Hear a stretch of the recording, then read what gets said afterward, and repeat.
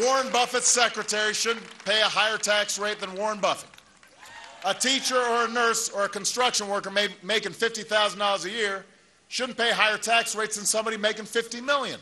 That's just common sense.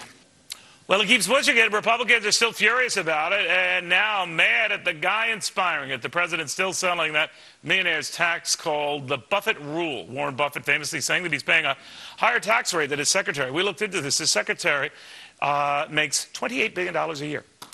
No, just you're catching up with me. Anyway, my next guest says, prove it and provide your tax returns to show that you're paying this. Republican Kansas Congressman Tim Huelskamp joins me. Now, Congressman, the gist of Warren Buffett's remarks is that since he pays the bulk of his taxes in capital gains, and the capital gains rate is at 15%, which is about the lowest of all the rates, that's where you get to that figure. What do you say?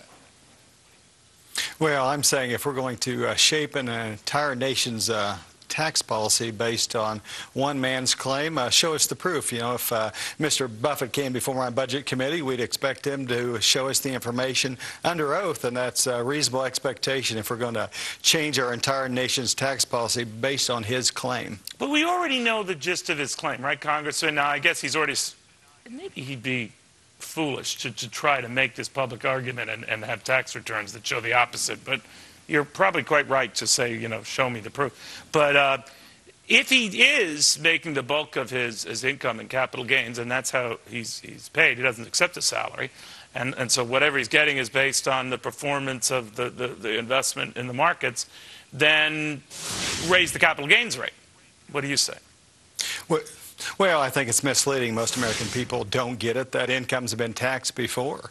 Right. And show us the proof. And one thing I think that shows us the proof is that Mr. Buffett, instead of giving his money as he voluntarily could do, give his money to the federal government, he puts his money in charities that the federal government doesn't control. He gave $30 billion to a foundation, at least pledged to do that. If he was really about more money in Washington, he would have given that money to the IRS rather than the foundation. Right. Well, he's a good businessman. He knows that giving the money to Bill and Melinda Gates and their charitable foundation, you'll get a lot more bang for your buck than giving to the government. You're quite right about that.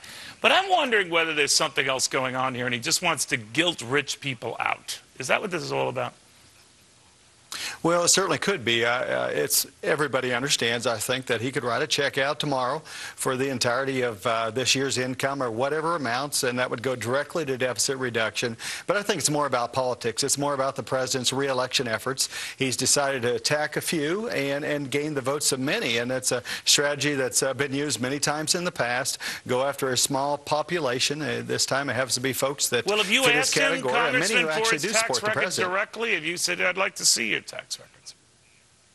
Well, I'd like to see him. And again, I know, if but he came you before yourself, Congressional John, Committee, called up Berkshire Hathaway or his offices and said, look, can you just show me your tax returns? I want to see what you're talking about. No, I haven't asked him directly. We've sent out the indication, the notice, and doing that here again. I'll tell you what, I'll trade my tax returns for his tax returns, and we'll compare them, and then we'll make a discussion about tax policy after we see him. Congressman, thank you very much. Good seeing you. Thank you. In the meantime, housing is so bad, even bad.